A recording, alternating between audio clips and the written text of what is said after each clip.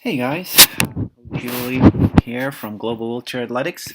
Um, I thought it'd be kind of fun to analyze some of the greatest races there have been at the Paralympic Games and just kind of go through the races step by step and give you a bit of a race analysis from Global Wheelchair or from my perspective, Coach Ueli perspective. I chose for the first one, I chose the 100 meters T53 in Rio. Some multiple reasons.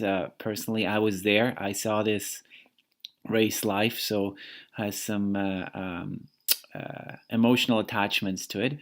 Secondly, it was the first gold medal at the Paralympics for Brent Lakatos, Canadians in the T53 class. So that was kind of historical.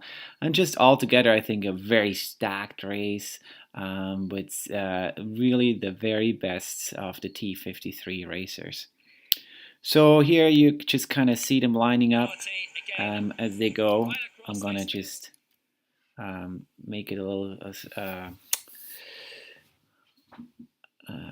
mute the commentary. You see Brent Lactos. He came in as the favorite.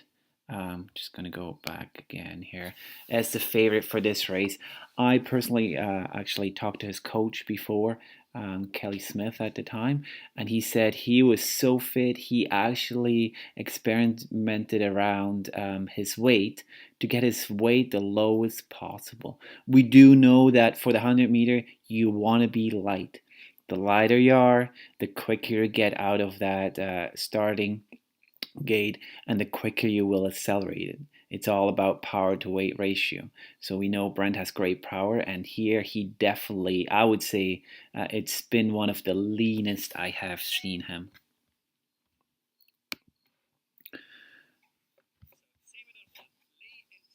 So they're lining up here for the race, and you can see just one little quick thing about elbows and starting positions.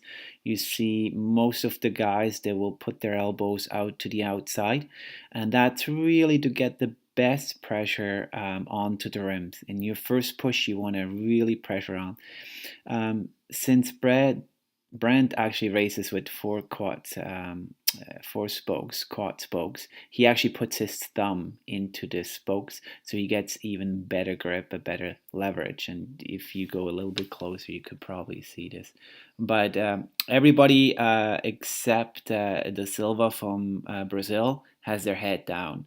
So that's now like most of the racers will keep their bodies low to get started rather than coming up, because you want to be in that position where you can get the most power on that first push.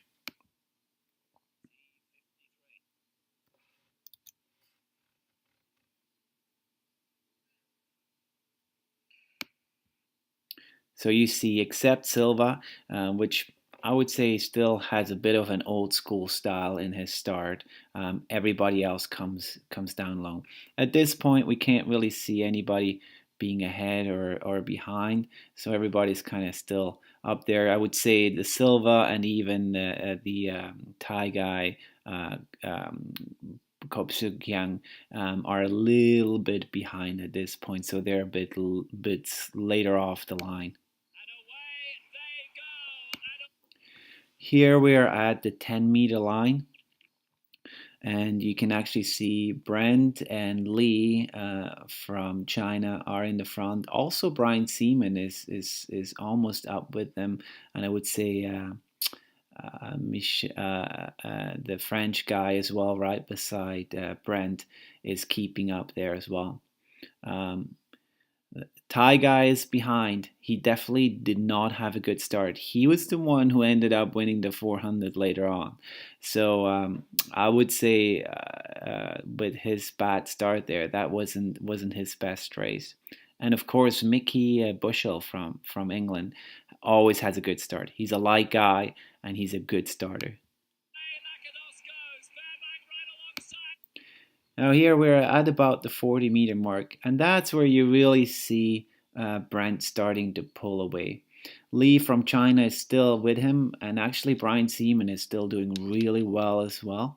But Brent just has continues his power and his frequency, where everybody else now is starting to get closer and closer to their top speed. I don't think anybody in this field at 40 meters is hitting top speed. That will happen more between 60 and 80 meters. But you can see the field is pulling slowly apart. So here we see like almost a chair gap between Brent and the Chinese athlete Lee. So that's 40 to 60 meter is just so important that after 40 meters you have to transfer your going from a quicker kind of a push into more of a power push without losing your frequency. That is important. We're looking at about 130 beats per minute per minute frequency. That's more than 2 pushes every second. Okay, we do see still Lee is there, and now the Thai guy is slowly to catch up. But we're at 60 meters. I mean, there's no way he can catch Brent at this point.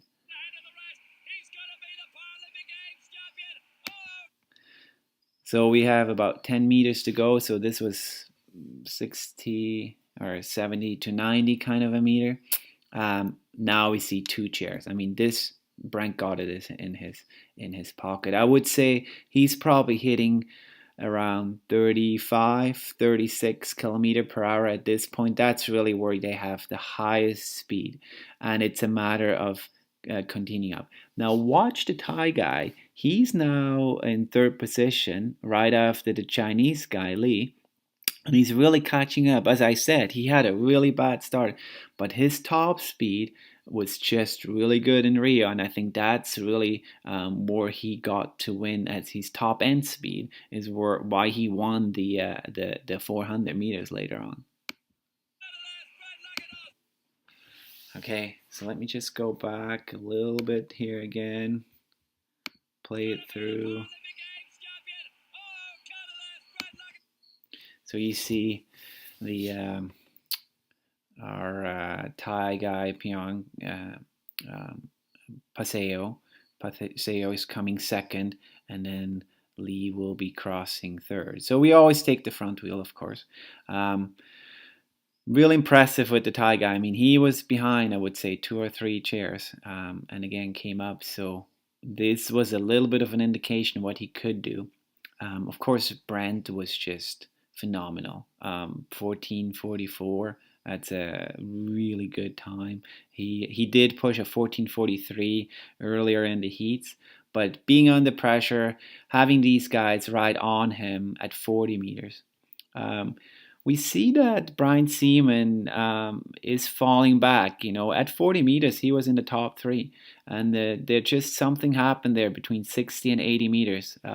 He is on his knee. He was on the BMW chair, which is a very stiff chair. I know they had some seating issues. It was hard to find the right seating position. So most of the Americans who did race with the BMWs in Rio, they're actually not racing on those BMW chairs anymore. So they probably were pretty good for accelerating, but just top speed wise, you can see he just couldn't keep up with them. Same thing with the Saudi Arabian guy fought. He was with them at 40 meters, but that's normal for him. He's a really good starter, but when it comes to the top speed, he just can't be quite there. Mickey Bushell, who was the 400 meter, the 100 meter Paralympic champion in London, he beat Brent there. Was falling a bit behind as well.